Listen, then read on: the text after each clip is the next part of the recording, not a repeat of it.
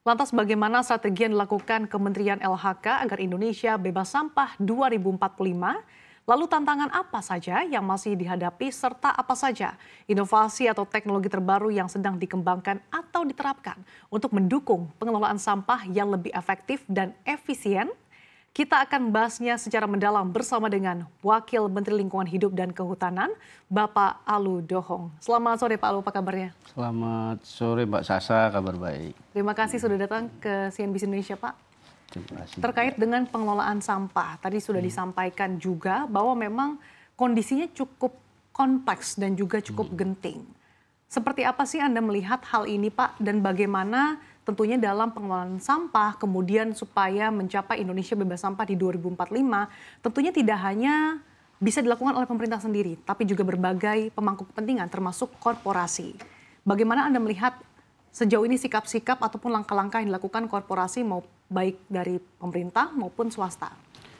Baik, terima kasih Mbak Sasa. Jadi sebetulnya kalau kita bicara pengelolaan sampah, kita harus berpikir bahwa dari hari ke hari, waktu ke waktu itu sampah dan pengelolaan itu semakin dinamis gitu ya.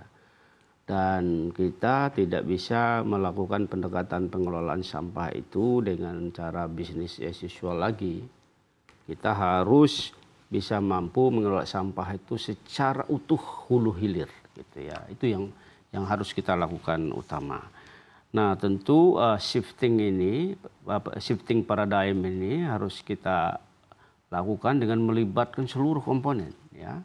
Komponen masyarakat, dunia usaha, bahkan pentahelik lah intinya ya. Pentahelik itu seluruh stakeholder termasuk perguruan tinggi, jurnalis, swasta, pemerintah, civil society dan seterusnya. Nah, harus melibatkan itu semua. Nah, kemudian shifting berikutnya di dalam kita melakukan pengelolaan sampah itu, kita menuju ke arah tadi hulu hilir yang targetnya adalah dua hal strategi besar sebetulnya, yaitu mendorong adanya circular economy dan yang kedua adalah energy recovery-nya. Jadi itu dua strategi besar yang kita lakukan, kita dorong. Nah, tentu pemerintah dalam hal ini Kementerian Lingkungan Hidup dan Kehutanan sudah memiliki atau bahkan pemerintah sudah memiliki regulasi dasarnya ya. Salah satunya misalnya Perpres tentang 97/2017 bagaimana target pemerintah untuk mencapai penanganan sampah ini dikelola 100% targetnya tahun 2025, di mana kita ingin mereduksi sampah itu sampai 30%. Dan kemudian penanganannya 70%. Itu target kita sampai 2025 nanti, berarti setahun lagi. Gitu ya. Pak Alu, dengan adanya perpres tersebut, regulasi maupun kebijakan yang tentunya diharapkan bisa betul-betul menegaskan bagaimana komitmen pemerintah untuk mengelola polusi sampah yang sudah menjadi masalah kompleks di tanah air, tapi bagaimana pemerintah juga mengintegrasikan terkait dengan masyarakat maupun pemerintah daerah sendiri untuk bisa bersama-sama untuk mengatasi hal tersebut. Betul, jadi di dalam tadi Perpres 97/2017 itu kita sudah memiliki Jakstranas ya, strategi dan kebijakan nasional penanganan sampah rumah tangga dan sejenis sampah rumah tangga.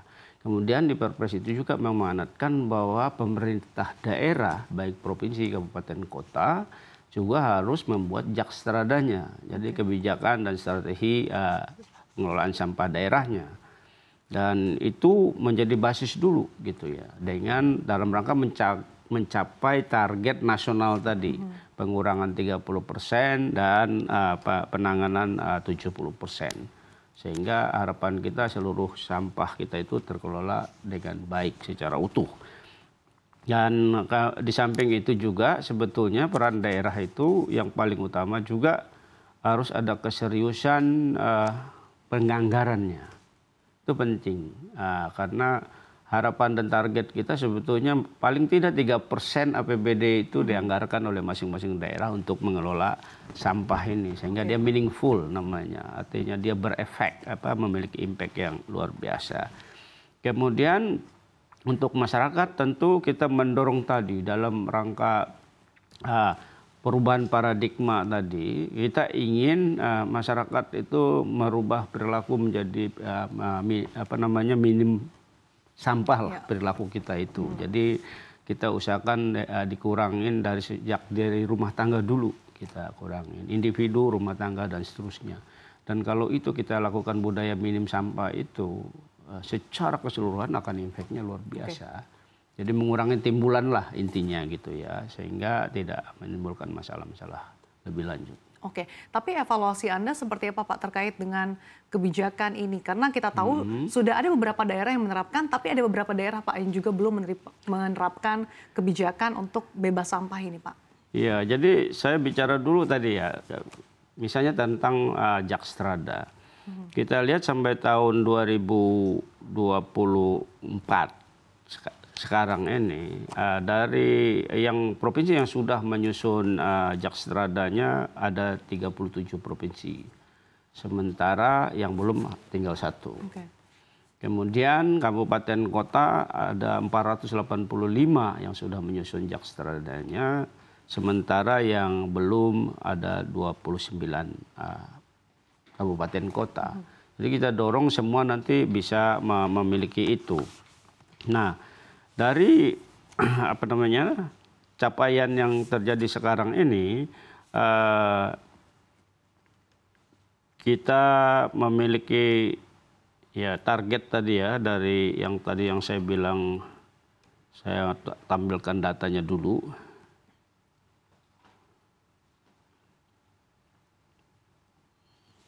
Dari target yang tadi misalnya 70% yang tadi saya sampaikan, harapan kita tangani tahun 2025 gitu ya. Sebentar, saya lupa angkanya nih. Ini dia. Jadi pada tahun 2023 misalnya, angka pengurangan sampah kita secara nasional itu masih sekitar 13,78%. Jadi masih ada gap sekitar 16,22% sampai 2025 nanti. Sementara untuk penanganannya baru 48,45% secara nasional. Sehingga sebetulnya ada sekitar 37,77% sampah yang belum terkelola sampai tahun 2023 ini ya. Jadi tinggal 2 tahun ini kita harapkan bisa terkejar tadi yang 70 dan 30 itu. Tantangannya apa Pak untuk bisa mencapai hal ini? Ya, tantangan pertama ya tentu tadi penganggaran itu salah satu ya, di daerah-daerah masih sedikit sekali anggarannya dianggarkan. Jadi evaluasi Anda selama ini bahwa APBD terkait untuk menganggarkan minimal tadi Anda harapkan 3% belum maksimal belum sampai ke situ. Sehingga ini penting saya kira ya. Kemudian juga ya partisipasi masyarakat tadi, mengelola sampah, budaya minim sampah, mengelola sampah dari tingkat rumah tangga. Ini juga masih belum kita lakukan secara optimal. Kemudian juga tantangan lain adalah ya tadi proses circular ekonominya juga masih belum optimal juga kita lakukan. Jadi harapan kita ke depan bahwa ya tadi sampah itu jangan dilihat sebagai masalah. Justru sebagai peluang ya Pak? Justru menjadi opportunity, peluang gitu ya. Jadi dulu sampah jadi masalah, sekarang sampah jadi berkah mestinya ya, karena bisa menciptakan uang. Nah, tapi untuk mencapai ke situ tentu tadi hulu hilirnya dari hulunya dulu, pilih sampahnya harus dilakukan. Kemudian bank-bank sampahnya kita perbanyak, tapi kunci lagi adalah off-takernya harus jelas gitu ya. Nah, karena itu pemerintah juga lewat Permen LHK tahun 75 ya, masalah 2019 mendorong adanya extended producer responsibility. Jadi diharapkan para produser yang memproduksi kemasan-kemasan seperti plastik dan sebagainya untuk take back lah limbahnya, ngambil kembali gitu limbahnya supaya tadi terjadi sirkular ekonomi lah gitu ya. Jadi bahan baku baru bagi dia olah kembali, dia ambil kembali sehingga tidak jadi masalah, tidak jadi polusi sampah di lapangan. Oke, tapi kalau dari langkah kecil Pak, dimulai dari masyarakat atau orang itu sendiri, ini kan juga sebetulnya bisa dikatakan sudah termasuk budaya ya Pak ya. Kalau mungkin kita berkaca dengan negara-negara lain, misalkan Jepang Pak, yang sudah sangat disiplin sekali masyarakatnya dalam mengelola maupun dari segi buang sampah sudah ada pilih-pilih Pak. Mungkin kita di Indonesia sendiri kita bisa menemukan di beberapa tempat sudah ada beberapa pemisahan gitu Pak. Tapi sejauh apa efektivitas dari penerapan ini dan apakah Anda melihatnya cukup yakin Indonesia akan bisa berkaca pada negara Jepang? Ya, jadi sebetulnya sekali lagi ini kan perubahan mindset, perubahan budaya ya. Perubahan budaya yang tadi dari kita suka buang sampah sembarangan, kita suka tidak mengelola sampah dengan baik, itu harus kita rubah. Dan contoh-contoh seperti Jepang itu bisa jadi menjadi inspirasi bagi kita dan masyarakat kita semua, bahwa kalau kita lihat ya di kota-kota di Jepang ya, jarang sekali kita lihat tempat-tempat sampah kan ya. Jarang sekali kita lihat di jalanan, di mana-mana ada tempat sampah. Itu maknanya apa? Artinya bahwa sampah itu sudah selesai di tingkat rumah tangga gitu. Bahkan dia ada tempat di satu wilayahnya, dia tinggal dia antar situ dan nanti akan diambil. Nah kalau kita kan semakin banyak tempat sampah, kadang-kadang bukan mendorong orang menggunakan tempat sampah itu dengan baik ya. Justru banyak sampah di luar tempat sampahnya malah bahkan ada gitu. Nah ini kan perubahan budaya, perubahan culture. Nah seiring dengan tingkat pendidikan masyarakat yang semakin luas gitu, menurut saya mudah-mudahan perubahan mindset ini terjadi ke depan. Kita bisa ngikutin masa negara lain bisa, kita nggak bisa kan, itu satu yang paling penting. Yang kedua kan kita harus menyadari bahwa kalau kita tidak ngelola sampah ini dengan baik, kan implikasi negatifnya, dampak negatifnya kan banyak terhadap lingkungan, kesehatan dan sebagainya. Dan itu juga akan menyebabkan kerugian bagi kita sendiri, kerugian ya ekonomi, kesehatan dan sebagainya. Dan ini yang harus kita lihat ke depan. Oke, tapi Pak dari segi ketegasan ataupun pengawasan seperti apa sih yang harus dilakukan? Karena di Indonesia sendiri kan sudah banyak di mana-mana tertera tulisan dilarang buang sampah sembarangan, ada juga denda yang akan diberikan. Tapi masih saja mindset masyarakat Indonesia ini belum cukup tinggi Pak. Seperti apa Anda melihat ataupun upaya yang dilakukan pemerintah untuk bisa meningkatkan awareness masyarakat Indonesia?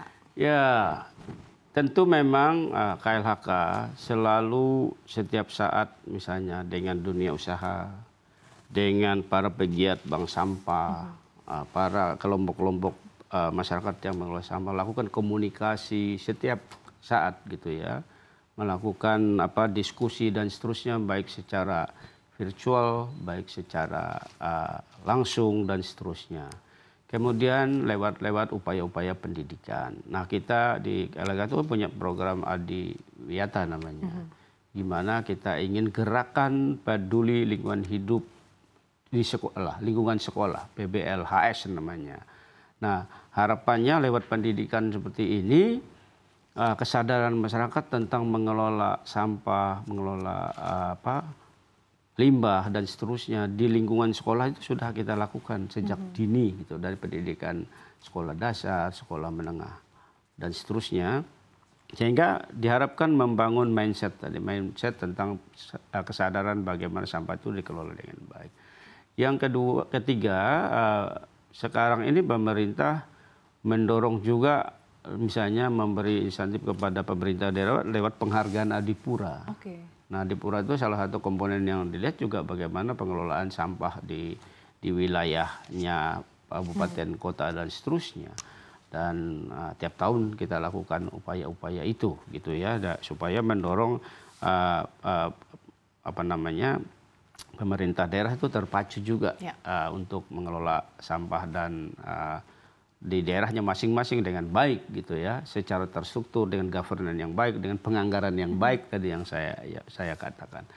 Kemudian juga kita melakukan upaya-upaya ya tadi lewat edukasi secara formal, informal dan seterusnya, supaya kita semakin seluruh komponen masyarakat stakeholders ini bisa semakin paham bahwa sampah ini ya tadi harus kita kelola dengan baik, bahkan menjadi sumber pendapatan baru, sumber ekonomi baru ke depan yang bisa menjadi menarik untuk dikerjakan. Oke, terkait